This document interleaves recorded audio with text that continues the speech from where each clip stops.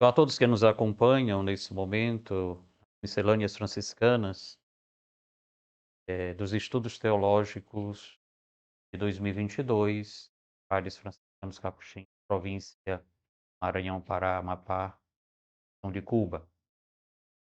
O tema me proposto para apresentar a psicologia do amor em São Boaventura, na verdade, uma visão de afeto do ser humano dentro da compreensão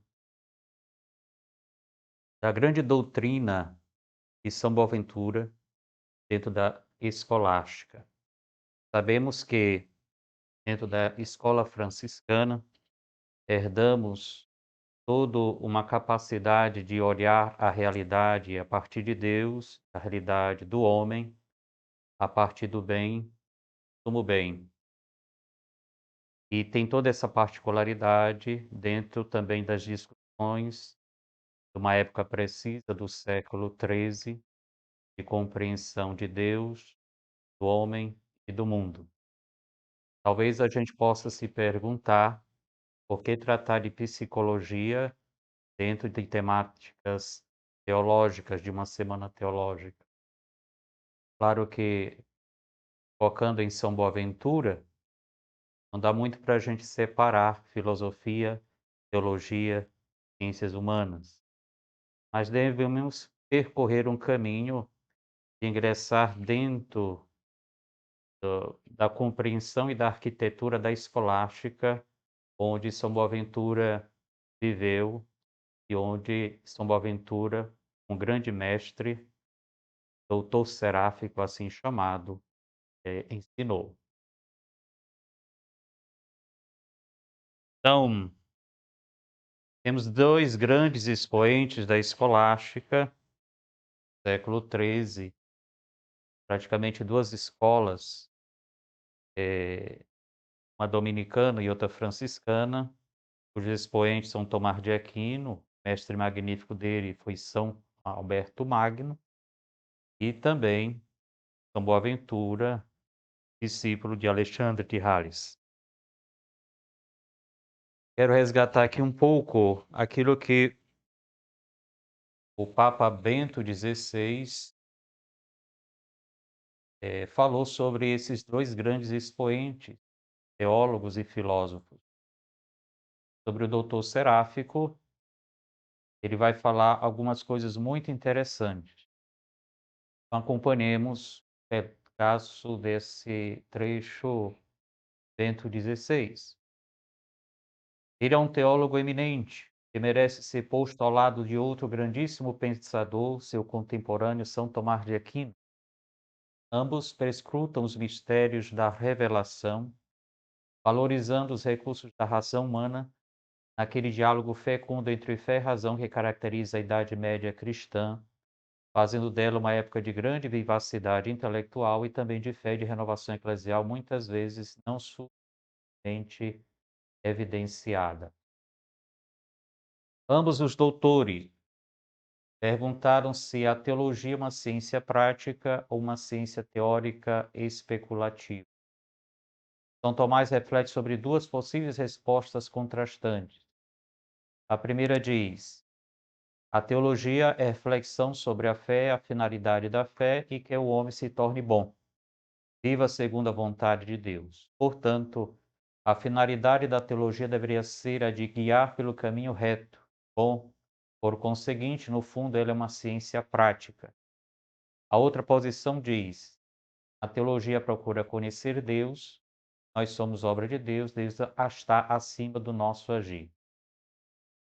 Mas o primado do conhecimento, sobretudo, temos que conhecer a Deus, depois vem o agir segundo Deus, pelo que assume oficialmente dentro da teologia católica São Tomás de Aquino. Este primado do conhecimento em relação à prática é significativo para a orientação fundamental de São Tomás. Porém, nós temos também São Boaventura, e o Papa vai dizer que a resposta de Boaventura é muito semelhante, mas os matizes são diferentes. São Boaventura conhece os mesmos argumentos em ambas as direções como São Tomás, mas para responder à pergunta Se a teologia é uma ciência prática ou teórica, São Boaventura faz uma distinção tríplice, portanto, amplia a alternativa entre teórico, primado do conhecimento, e o prático, primado da prática, acrescentando uma terceira atitude, que chama sapiencial, e afirmando que a sabedoria abrange ambos os aspectos. Bem, São Boaventura tem todo esse diferencial.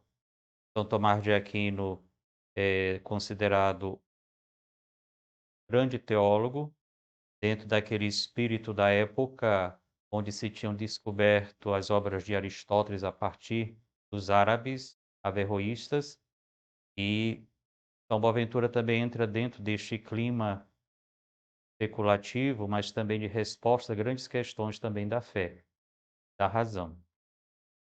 E que segue uma linha, não desprezando a linha própria de Aristóteles, mas contribuindo com seu próprio, seguindo a tradição também agostiniana, e onde se parte de Deus para as coisas sensíveis, enquanto que São Tomás de Aquino, na esteira de Aristóteles, parte das coisas sensíveis para as divinas. O Papa continua: a sabedoria procura a contemplação como a mais elevada forma do conhecimento e tem como intenção que nos tornemos bons, sobretudo isto nos tornar bons.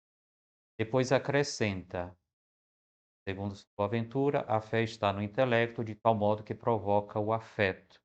Por exemplo, saber que Cristo morreu por nós não permanece com, mas torna-se necessariamente afeto e amor. Por isso, cabe nesse sentido falarmos sobre o afeto, a capacidade de amar, a inclinação natural do homem em direção ao outro, segundo a perspectiva de São Boaventura. Entra dentro daquelas capacidades e qualidades próprias do ser humano, onde ele vai desenvolvendo, né, toda essa busca pelo bem maior, mas também através dos bens menores.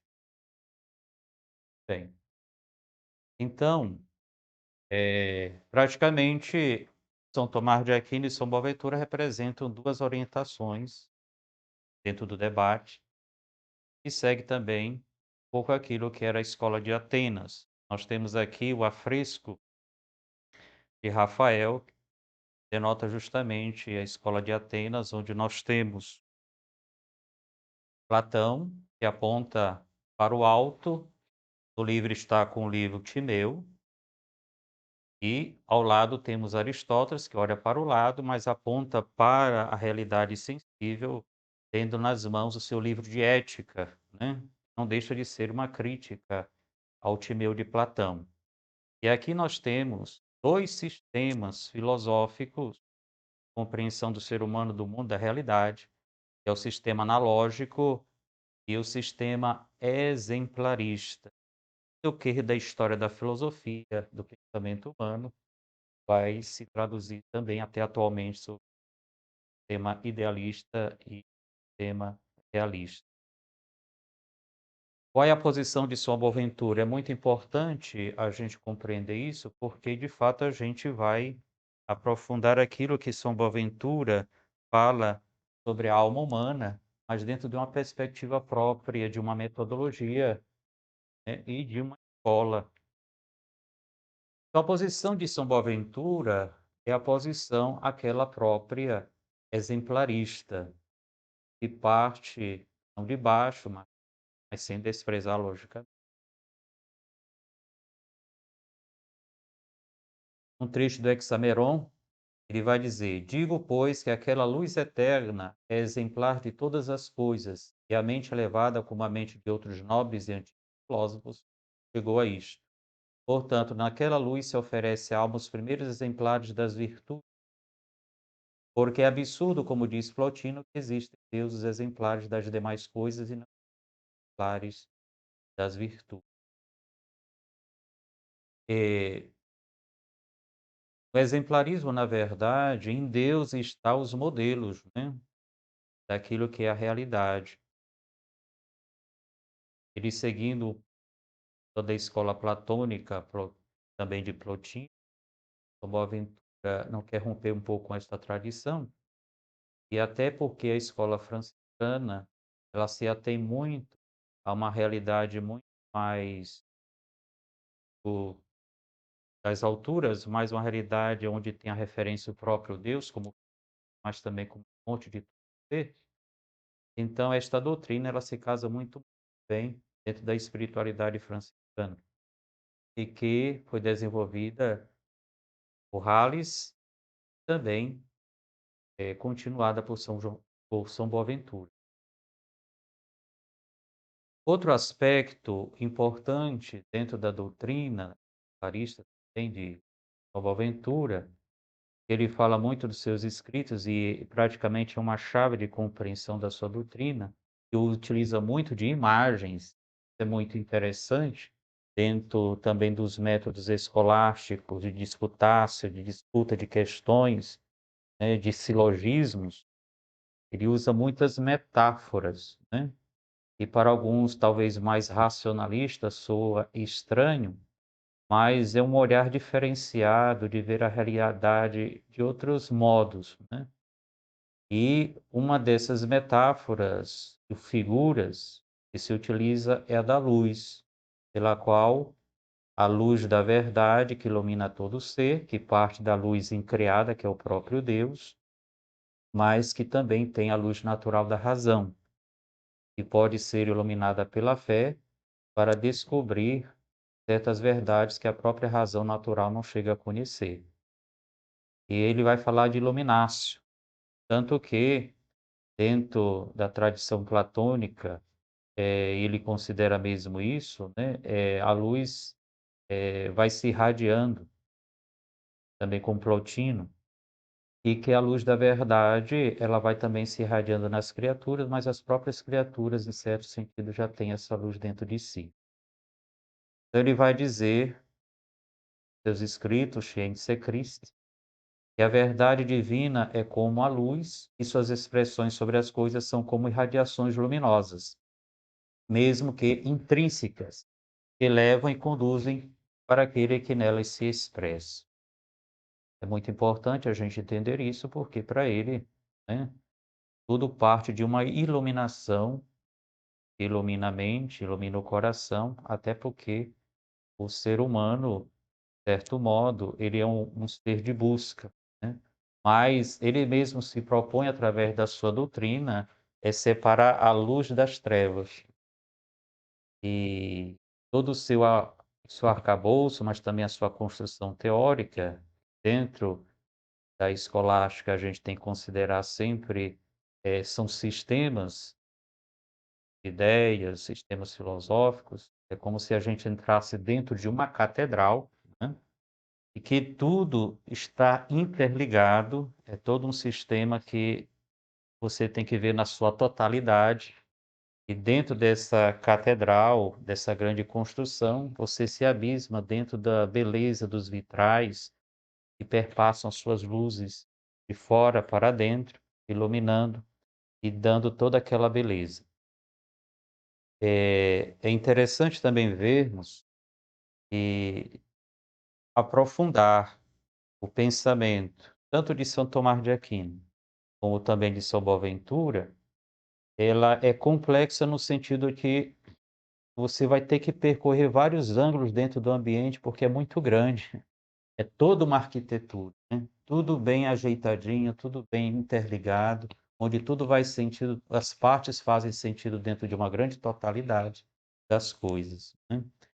Por isso que a gente tem que entrar também dentro daquilo que é o pensamento próprio dos debates da época, para a gente entender o modo de pensar deles, até porque a gente não pode atribuir, né, os paradigmas que nós temos hoje aquilo que era a compreensão tanto teológica, embora seja depois uma afirmação que se vai construindo a partir da teologia, mas certas especulações no sentido de linguagem, né, a gente tem que compreender. E talvez a gente fala a mesma coisa hoje, né, com frases, com palavras diferentes, né. Por isso que quando a gente aborda, por exemplo, o tema da psicologia, né, existia de fato uma psicologia, né, na época de São Boaventura, na época do dessa construção teórica, onde também se abarcava o ser humano? Com certeza sim. Só que nós temos que compreender em que modo se deve entender a psicologia na época, até porque a psicologia como termo, de muito tempo depois, né.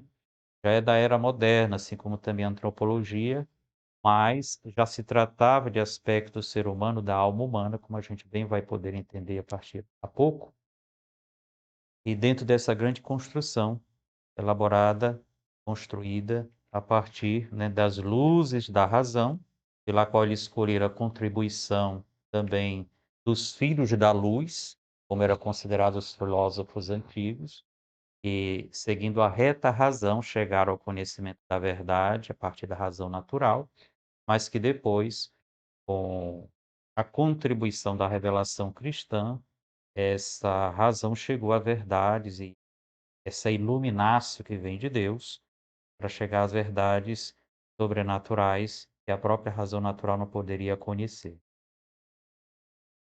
Então esses filósofos, né, segundo São Boaventura, chegaram a descobrir inclusive essa verdade primeira, né, pela qual se irradiam 3 raios de luz que emana, que dão forma às 3 partes da própria filosofia, né, que é a luz natural, da razão natural, a luz racional e a luz moral, ou seja, que dá origem à filosofia natural e racional e à filosofia moral. E a verdade ela vai se constituir também através de divisão. A gente sempre vai se encontrar com essas tripartições em São Boaventura, que faz com que recorde o modelo exemplar que está na Trindade Santa, recordando que ele segue, né, a corrente mais exemplarista, né.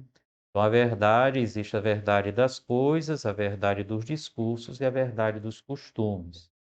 Para nós especificamente agora, vamos nos deter mais na questão da verdade moral, que é o aspecto racional e o aspecto exemplarista, né, pela qual a gente pode encontrar, uma psicologia, uma abordagem sobre os aspectos práticos da vida do ser humano, que está dentro do exercício dos seus afetos, exercício da sua cognição, do seu intelecto, da sua racionalidade.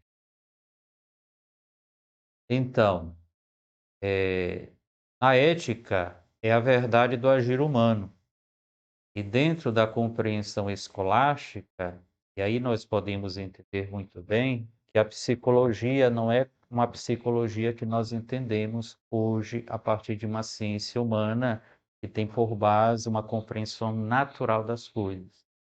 Fundo no fundo era uma ciência prática, não uma ciência especulativa, porque trata justamente da ética do agir humano e vai se deter muito no desenvolvimento das habilidades, das potencialidades do ser humano dentro de um itinerário de aperfeiçoamento, dentro da linha aristotélica que está muito em voga na época, de compreensão do agir humano, e que São Boaventura também não vai desprezar, mas ele vai justamente se deter um pouco nisso para a compreensão daquilo que são os atos humanos. E São Boaventura vai até dizer, né, por mais que se possua todas as ciências, se não se possui as virtudes, se carece de vida. Que são as virtudes justamente nesse desenvolvimento do aperfeiçoamento de si mesmo, até chegar àquilo que se deve ser, ou a finalidade pelo qual o homem deve atingir, né? Dentro da compreensão escolástica, especialmente de São Boaventura, a finalidade última é o bem, né? Atingir o bem do ser humano, o bem e a sua finalidade última. Da mesma maneira, ele vai fazer uma belíssima comparação, da mesma maneira que por mais que se tenham as estrelas, se não se tem o sol, não se terá o dia, né. Então, esse desenvolvimento das virtudes é muito importante, por isso ele antepõe inclusive as virtudes a ao próprio conhecimento das ciências. E por isso nós podemos falar especificamente, né, da psicologia dentro da compreensão escolástica, como uma antropologia filosófica ou como uma ciência prática, ou podemos dizer até ética. Até porque O estudo da alma, assim como era entendido, vinha justamente a partir de Aristóteles, na sua Ética a Nicômaco, onde ele já vai tratar sobre, a alma humana, também no De Anima, onde ele vai tratar desses aspectos próprios da psique, mas psique entendendo como alma, o princípio de vida que anima o ser humano, né, e que vai se manifestar nas suas diversas faculdades ou qualidades. Recordando que dentro desta compreensão, a alma humana, ela, claro, é um princípio de vida, mas que anima no corpo, mas dentro daquilo que é a compreensão tanto de São Tomás de Aquino, mas também de São Boaventura, o chamado eleformismo, né, a alma humana é um composto, né, substancial de forma e de matéria, de corpo e alma juntos, né? E que não dá para separar, e que de fato ela vai se manifestar através de certas faculdades ou potências, né. E por isso se pode dizer que o ser humano, ele se constitui como um microcosmos, né, onde nele se dá a síntese dos princípios de vida própria da realidade do mundo, né.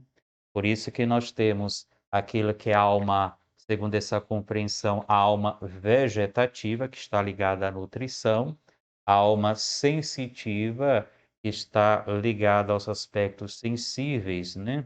De sentir, de ser afetado pela realidade externa, né? E ao mesmo tempo reagir a ela.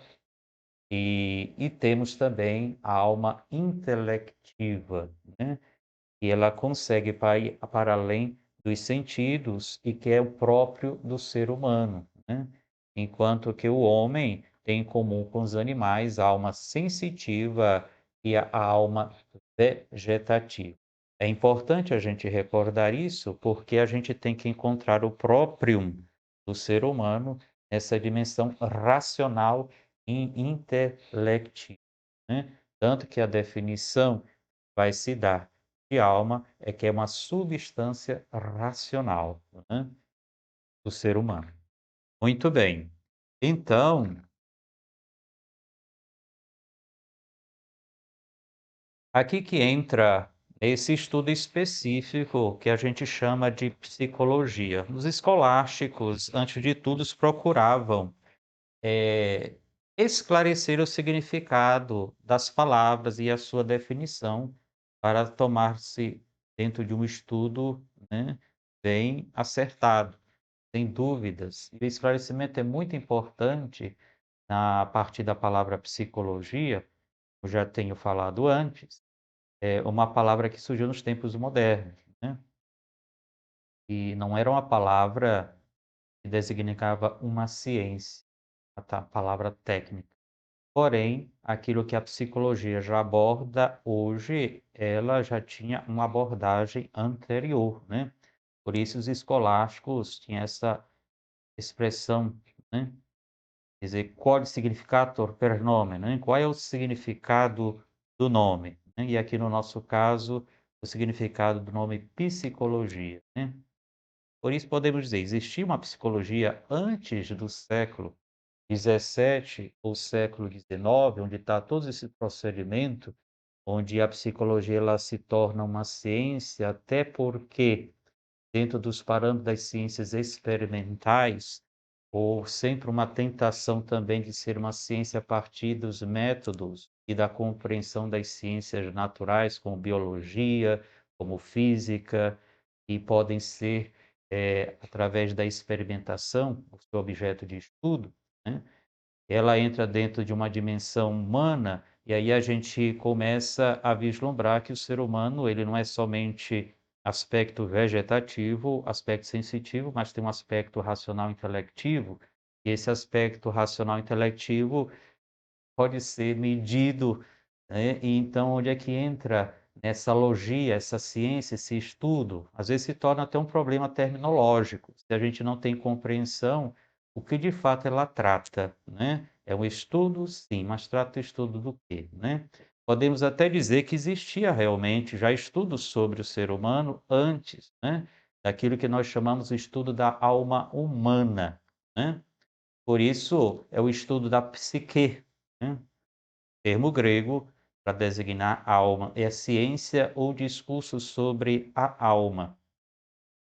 Por isso, nós podemos até fazer esta compreensão que existia realmente antes do século XIX, século XVIII, esse período da afirmação das ciências a partir do processo, né, de objeto, que pode ser experimentado, né. Por isso nós temos a psicologia experimental, que é a psicologia moderna, tem como objeto, né, de estudo a descrição e a mensuração dos fenômenos psíquicos, que é uma visão mais positivista, né. Mas temos, né, todo um bojo de compreensão do ser humano que não deixa de ser psicologia. Nós podemos chamar, né, para diferenciar da psicologia experimental, uma psicologia filosófica, né, que é a pré-moderna, onde estudaria a alma humana, cuja visão é uma visão mais ética e moral. Ou seja, ela tem uma compreensão da natureza do ser humano mais do que as manifestações psíquicas do ser humano, né. Ou seja, ela tem uma compreensão a partir de uma metafísica, né, uma compreensão racional, mas também do significado profundo do ser do homem, né, e também as suas várias manifestações, né. Seguindo um pouco a compreensão aristotélica, né, a psicologia experimental, ela procura explicar, né, a dimensão dos fatos e fenômenos psíquicos, mas sem uma metafísica, né. Se a gente for ver através do estudo das causas, né, aristotélicas, eh, a psicologia experimental ela vai tratar mais das causas, né, materiais, né, do fenômeno humano e as causas formais, podemos dizer assim, né. Ou seja, de que é composto o ser humano, mas também qual é a forma, qual é o de fato aquilo que o ser humano se apresenta, a percepção e a compreensão da ciência. Mas às vezes, se esqueceu também de outras causas, e a psicologia pré-moderna, de base filosófica, e a partir de uma metafísica, tem que é a causa final, né, a causa final.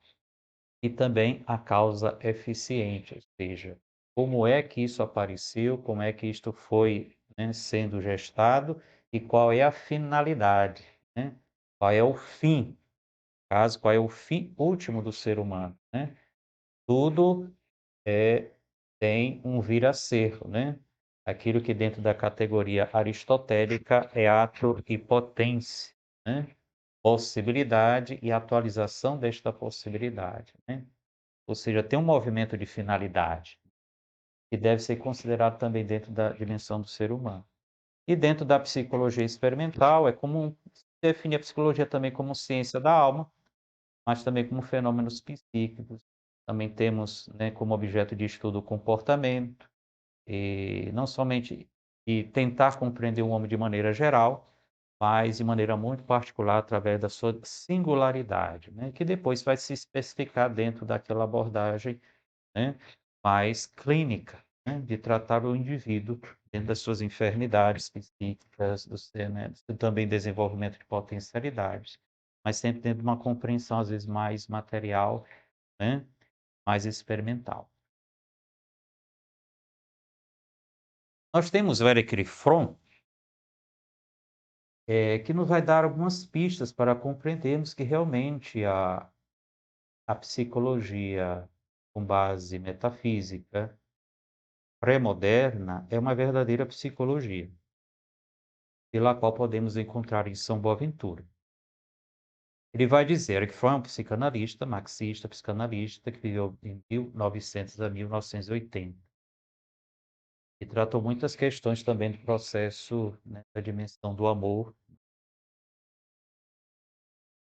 dentro da psicanálise. Geralmente, se considera que a psicologia é uma ciência relativamente moderna, ele vai dizer. Isto porque o termo entrou em uso geral somente nos últimos 100, 150 anos. Mas se esquece que houve uma psicologia pré-moderna a qual durou mais ou menos desde 500 anos antes de Cristo até o século 17, mas que não se chamava psicologia, e sim ética, ou com maior frequência ainda filosofia, mesmo que se tratasse justamente de psicologia. Quais eram a substância e os fins da tal psicologia pré-moderna? A resposta pode ser assim sintetizada: era conhecimento da psique humana que tinha uma meta e o melhoramento do homem. Aí nós temos o aspecto da virtude, desenvolvimento, da excelência do ser humano. Está dentro daquilo que é a ética aristotélica, a ética tomista e também da ética e da moral de São Boaventura.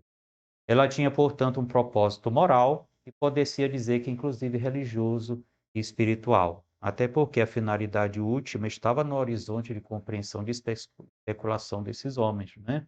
Pela qual considerava o ser humano dentro da sua totalidade, né? Não só nos aspectos materiais e sensíveis, mas também nos aspectos espirituais. Quando a gente fala de espiritual, não necessariamente se reduzir ao religioso, mas espiritual naquela faculdade própria do ser humano que o diferencia dos animais e dos outros seres, que é próprio dele, né?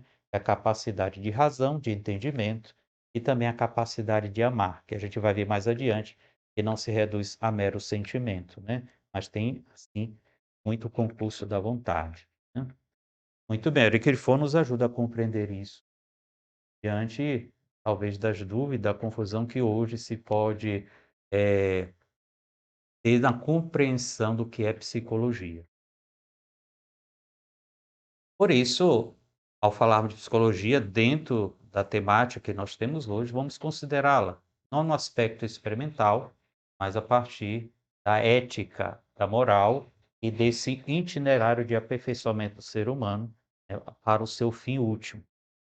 Então, a ética como ciência do caráter.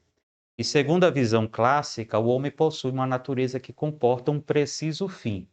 Em grego quer dizer telos, e que deve ser aperfeiçoada com a prática da virtude, o único caminho para se alcançar a felicidade autêntica. Sobre isso, nós temos agora uma publicação muito interessante aqui no Brasil, né, do Dr. Martim Echavarria, A Praxe da Psicologia e seus níveis epistemológicos segundo São Tomás de Aquino, e faz toda essa compreensão da psicologia pré-moderna como verdadeira psicologia e também fazendo um link para as situações e desafios próprios da psicologia moderna, também diante das enfermidades, desafios e das questões que têm que ser respondidas, porque se trata do ser humano, sem esquecer a sua essencial natureza, né? Então tem essa contribuição que fala justamente dessa necessidade de se reconhecer esta finalidade, esse telos no ser humano, né. O Echevarria justamente recorda que isso é também uma constante no processo da ciência psicológica e que nos recordou muito bem o Adler, né, da psicologia individual, que essa necessidade o ser humano tem de um fim, de uma finalidade para poder justamente encontrar o sentido e direcionamento da sua vida, da sua responsabilidade, da sua conduta. Então, nós temos essa grande síntese medieval que faz com que a gente compreenda essa temática dentro de uma ciência, podemos chamar ética, a psicologia pré-moderna, e uma antropologia filosófica, e a concepção aristotélica da ciência do caráter que é a ética foi assimilada por São Tomás de Aquino e ampliada, né, pela revelação. Eles mesmos dizem, São Boaventura no caso, né, eles tinham uma iluminação natural, dada por Deus, logicamente, da razão. Porém, chegaram até certo ponto, mas aquilo que eles poderiam alcançar pela reta razão, alcançaram, e que os filósofos cristãos, a partir da fé, conseguiram ampliar, né. E aí nós temos, né, o máximo expoente, nós temos também Cícero, além de Aristóteles, Platão, mas também a parte cristã da revelação, Santo Agostinho, São Gregório Magno, João Cassiano, tantos outros que vêm. E assim nós podemos falar de uma linha específica daquilo que é psicologia atomista, né. No Brasil se está descobrindo muito isso a partir de alguns autores, né, nós já temos essa tradução, né, e já temos, né, alguns expoentes para poder justamente recordar também esta psicologia e o valor também daquilo que São Tomás de Aquino né, contribuiu, e também a escolástica. Recordando que aqui, não necessariamente a gente está falando de uma psicologia religiosa, né. Como eles eram filósofos e tratavam das questões humanas, eles também deram respostas às questões humanas, né. Trataram da alma humana e souberam seus limites, mas também os seus direcionamentos mais profundos daquilo que levava o homem e leva o homem à felicidade, não somente ao bem-estar, né. Então, na psicologia que nós chamamos tomista, se diz que é o estudo da moral, a psicologia de São Tomás de Aquino, e contribui para o conhecimento sobre o homem, onde elabora um denso sistema, tanto antropológico quanto psicológico, para descobrir os princípios das intenções e finalidades das ações humanas. Para Tomás de Aquino, o ser humano vive também dentro de uma desordem, quando não é orientado por uma finalidade, né? E aí se trata das enfermidades da alma, né? Justamente do amor desordenado de si mesmo, que é denominado de egoísmo ou filaucia, e desta desordem do indivíduo do indivíduo se configura o bem para o qual ele tende, né. Então se trata de um reordenamento também da próprio ser humano, daquilo que é a sua finalidade, pela qual ele tem. Ou seja, dentro da própria natureza humana, e Aristóteles dá esse exemplo, né, que tudo ele tende a um fim, é como uma semente. Aristóteles vai falar da semente de carvalho, né. Mas a gente pode dizer, é como se fosse uma semente de feijão, né. Na própria semente está a potencialidade da realização e perfeição do ser, né. Então de uma semente de feijão não vai sair abóbora, né, vai ser feijão. E se você tiver todas as condições, depois de plantada a terra, todos os ingredientes necessários, vai naturalmente se desenvolver, né. Vai atingir o seu estado de perfeição. E quando não há todas as situações apropriadas para isso, às vezes ela pode se desordenar, né, e não atingir a sua perfeição, a sua natureza, né. E aqui nós entramos naquilo que também a psicologia nos escritos de São Boaventura, né. Nela nós vamos pegar muito mais a dimensão mais afetiva, que chama de afecto, né. Tomás de Aquino prima mais pela razão, né, pela racionalidade, sem deixar de lado o afeto. Ele fala muito das paixões, que a gente não pode simplesmente associar na linguagem de hoje a emoções, embora esteja contida, né, mas também a sentimentos, né, porque tudo isso pode designar o termo paixão. E em São Boaventura nós temos o termo muito forte que se repete de afectos, né, capacidade de ser afetado, mas também uma certa inclinação natural para um bem que satisfaça a sua necessidade, naquilo que nós chamamos de apetite, né. O apetite sensível, mas também pode ser até um apetite racional, onde nós sentimos falta de uma coisa e naturalmente nós tendemos a tê-la, a adquiri-la, né. Por isso nós falamos de potências, né, para que se torne algo pela qual, diante de uma busca, a gente consiga, né. Por isso se chama afecto. O afeto é o modo de se posicionar ante o bem, e aí nós temos essa noção de apetite, que em geral se vê referindo-se a algo presente, a algo que por realizar ou conquistar. Todo ato particular de afeto é plasmado por esse desejo. O que eu desejo? O desejo é sempre algo, estar dentro de uma falta, de uma necessidade ou de algo que a gente não tem, que a gente quer ter, né? E o desejo maior, no caso de São Boaventura, é o desejo da bem-aventurança, né, para que a qual a gente chega ao estágio próprio de perfeição da nossa própria natureza. Ou seja, o desejo do bem, mesmo quando o ser humano não é consciente disso, mas ele tende naturalmente a isso, por isso ele deseja. Ele tem afeto, onde ele é afetado, mas também onde ele busca, através dos seus apetites. E por isso nós podemos falar de potência afetiva, que é uma potência da alma, que tem o seu próprio dinamismo de abertura e de comunicação dirigida para. Aí São Boaventura vai fazer bem a divisão, esse direcionamento para as coisas exteriores, ou seja, para fora, que são os sentidos, para si mesma, para dentro, que é o recurso da razão pela qual eu chego à minha intimidade, e para as realidades superiores, para o alto, né, pela qual tem um concurso da minha inteligência. Então, todas as potências e faculdades da alma se reduzem, em última instância, a duas, segundo São Boaventura, que é o conhecimento e o amor, né? Onde a alma racional é a sede da memória, da inteligência e da vontade, porém a razão, enquanto tal, é a faculdade de conhecer em oposição à própria vontade, que é a faculdade de apetecer e de amar. Geralmente a gente associa a vontade a querer, e às vezes afeto também, mas a vontade ela tem um concurso também do aspecto racional, porque a vontade, depois de uma deliberação, ela escolhe, né? Quando ela tem bem claro diante do bem pela qual ela deve buscar, né? Aí ela move justamente os aspectos mais sensitivos desta busca, que é o apetecer, né? Também o amar. Então, o objetivo da potência afetiva, né, é o bem. Isso está bem claro para São Boaventura, né, porque de fato é o bem pela qual a gente, né, nos realizamos, pela qual a nossa natureza chega também à sua plenitude. Claro que nós podemos falar do bem num transcendental, porque é uma característica transcendental do ser, cujo bem maior é Deus, e por isso o sumo bem, segundo São Boaventura, é Deus.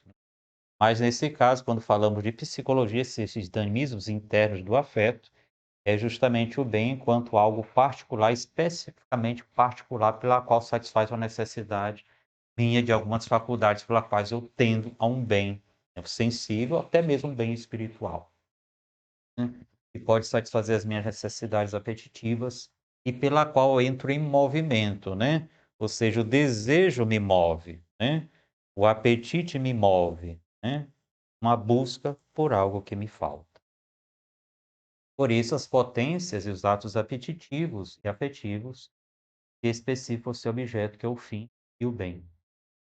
Mas nós temos dentro do apetite, que é aquela busca de adquirir algo, mas também nós temos o movimento inverso, que é da fuga, né?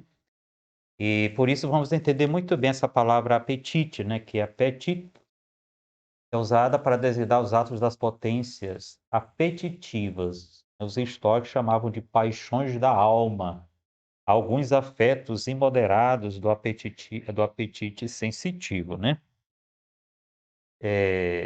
Mas ele não se reduz à sensibilidade, né? É porque o ser humano ele tem aquele princípio vital, que é o princípio vegetativo de nutrição, princípio sensitivo de relacionamento com as coisas externas através dos sentidos, mas também tem o aspecto que a gente chama espiritual, intelectivo e racional.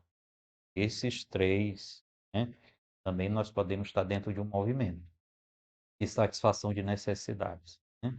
Então, é um ato pela qual a alma procura adquirir o que pretende, que é o seu bem. O ato de fuga, já pelo contrário, é o ato pela qual a alma procura se defender de um bem já adquirido que pode ser roubado.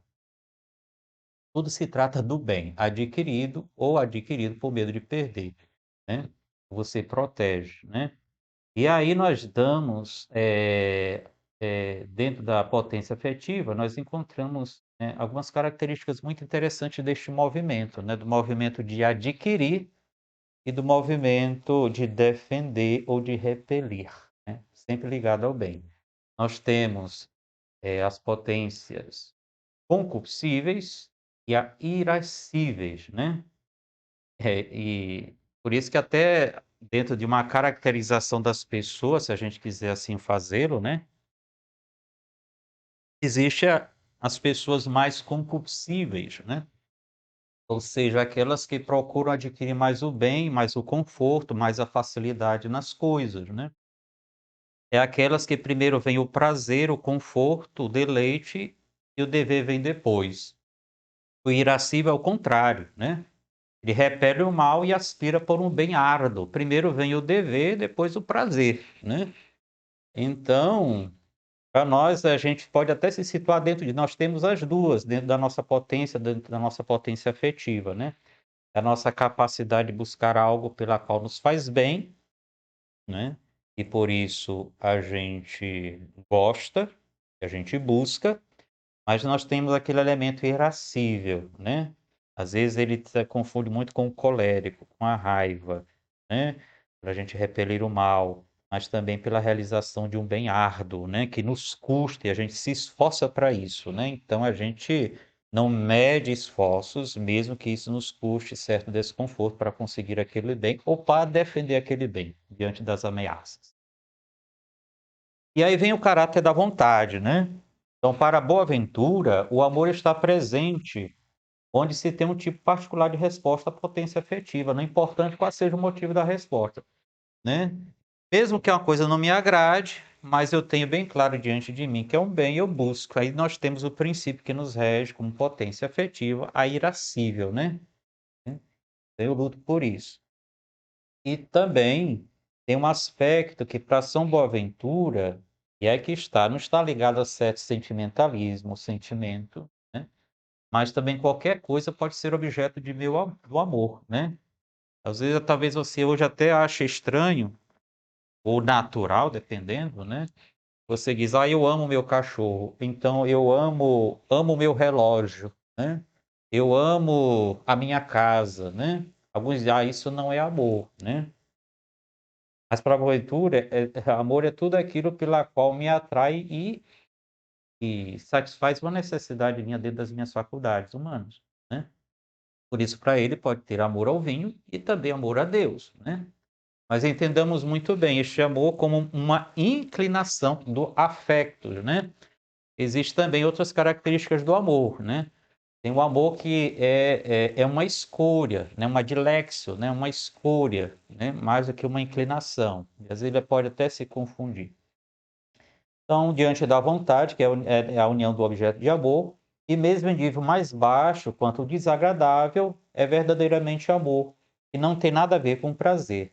Para São Boaventura, o amor nada mais é do que a união que resulta da saída da alma de si mesma em direção ao objeto de amor, né?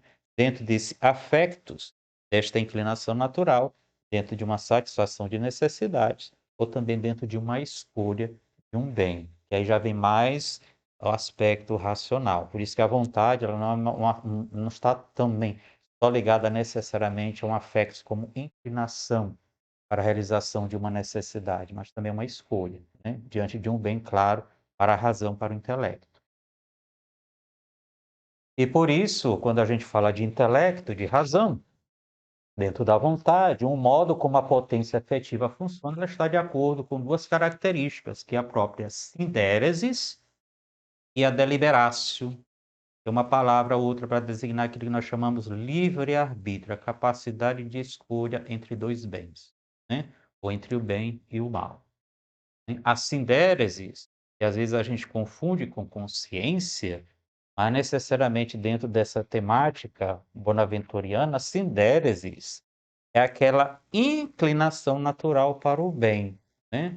E não necessariamente é a consciência. A consciência ela tem a mais a capacidade racional, intelectiva, né? E a sindérese não, é mais da vontade, né? É uma inclinação do querer de maneira natural para um bem, né? Para um bem moral, no caso, né? E para evitar o mal e querer o bem. Enquanto que a deliberatio é o livre-arbítrio de escolha entre os bens ou entre o bem e o mal, né?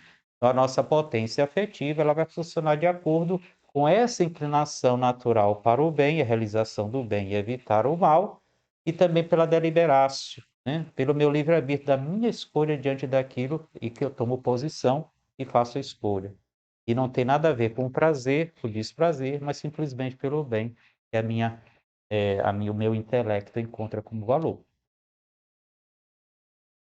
E aí nós temos os três aspectos do amor, né? Quando ela passa também pela sindéresis, pelo exercício do meu livre-arbítrio, minha capacidade de escolha dentro de um ato de vontade, o amor ele pode ser deleitável, pode ser útil e pode ser honesto. Deleitável é aquele que causa deleite, prazer, né?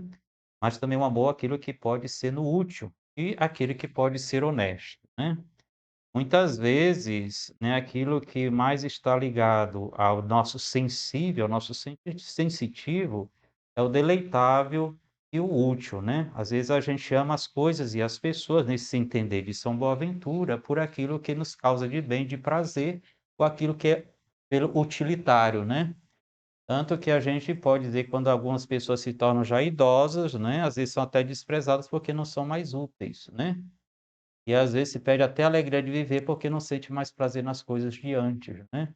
Está muito ligado, é um amor ligado a essa dimensão mais da nosso princípio vital, que a gente chama vegetativo e sensitivo, e nós também temos em comum com os animais. Mas nós temos um amor mais elevado que entra da dimensão do amor honesto, né. E apesar daquilo, sempre tem um bem pela qual eu possa buscar, mas o que eu sinto realmente a compreensão que eu necessito desse bem é no nível espiritual, não somente no nível sensitivo, né. E quem me ajuda a sair de mim mesmo, não somente buscar a satisfação de, né. Aí nós entramos dentro de uma dimensão, de autotranscendência, né, e não uma dimensão meramente egocêntrica, que também ele vai acentuar muito bem isso, né, quando ele fala da potência do ato de potência como afeto, no sentido de ser afetado, de afetar, né, também. Por isso, nós temos vários tipos de afeto nesse sentido, né, de até do exercício da nossa capacidade, a partir daquilo que são as potências irascíveis e concupiscíveis, né. E nós temos então o ódio, a alegria, o desejo, a esperança, a raiva, o amor, o medo, né. Mas para Boaventura, o amor e o medo, ele tem primazia sobre todos os outros aspectos dos afetos, né. Pelas suas causas motivacionais. Por exemplo, o amor é para o bem e o medo justamente é a evitação ou fuga de um mal. Para ele, o amor é o próprio dinamismo da alma e o primeiro e mais importante dos afetos humanos, e a raiz de todos os outros. Ele é o princípio que decide se uma coisa é boa ou má, e de fato existe vários tipos de amor, o bom e o mal, o mais ou menos perfeito, né. Eh, e por isso, né, a gente resgata aquilo próprio que a temática dentro da escolástica, também nível de afetos, e da finalidade e realização última do ser humano, que é o bem. O bem é objeto de apetência de todos os seres, né. O bono est quod homine appetum, de Aristóteles, né. E que São Boaventura ele não despreza, mas ele insere dentro da sua dinâmica, da sua doutrina dos afetos. Eh, e aqui a gente conclui justamente dizendo, né, que São Boaventura, e vem lançar luz, no sentido de que a psicologia, ou seja, essa compreensão da alma do ser humano, ela se dá também pela movimentação dos afetos, né. Existe o elemento racional, mas não dá também para, não ser motivado, e essa palavra motivação é importante, porque é a capacidade de saída de um movimento de realização de necessidades, né. Claro que as necessidades mais profundas, que está no exercício também da virtude, né, ela vai justamente se desaguar num aperfeiçoamento da própria pessoa dentro da realização da sua finalidade última, pela qual justamente, a partir de uma iluminação da razão, ela possa deliberar através da sindéresis, né, a inclinação natural para o bem, e do seu ato de vontade, através do seu livre-arbítrio, direcionar a sua vida para a sua finalidade última, né, onde ela vai pautando também etapas de aperfeiçoamento, né. Claro que ele escreveu tantas obras, interessantes desse desenvolvimento, mas também sempre dentro do campo espiritual, inclusive Itinerário Mentes em Deus, onde se vai fazendo toda essa etapa de aperfeiçoamento espiritual da alma, né, até chegar à sua plenitude. Então a gente quis passar um pouco essa compreensão dentro dessa dimensão, da psicologia, no entender da psicologia pré-moderna, né, como ética, como bem viver, a partir da realização do ser humano como busca também de aperfeiçoamento através da virtude, dentro de uma ótica dos afetos, segundo São Boaventura. Espero que tenha contribuído para a ampliação e compreensão do ser humano, dentro daquele campo próprio específico que é objeto da psicologia, que é a psique e a alma humana, e dentro de uma compreensão da psicologia moderna da subjetividade humana, onde estão os aspectos também afetivos, que são muito importantes. Embora se diga que o homem, segundo a definição de Aristóteles, é um animal racional, mas sabemos muito bem que o homem é um animal também de razão, e por isso o próprio dele é razão, por isso a alma humana é uma substância racional, mas que se dá também no exercício do seu aperfeiçoamento através dos afetos, porque ela está ligada também nos relacionamentos humanos que são sensíveis também, né. Então o homem é racional, mas muitas vezes ele é mais afetivo do que racional. Às vezes ele age muito mais através de um movimento de saída de si mesmo para um bem, e só depois ele reflete, ou então às vezes ele evita o mal, né, ou então ele acha um bem, que seja um bem, embora seja um mal para si, e às vezes pode ser que ele encontre o mal sendo um bem para si, né. Mas sempre nessa dinâmica, de respostas às situações sensíveis da vida que o afetam, né, mas que também se tornam um caminho de aperfeiçoamento na virtude, né. E aqui a gente dá a nossa contribuição, e que todos possam continuar também nessa semana teológica de temas, né, nessa temas franciscanos, desse direcionamento para a maior contribuição da nossa vida e também o nosso aperfeiçoamento, moral, ético e exercício das virtudes.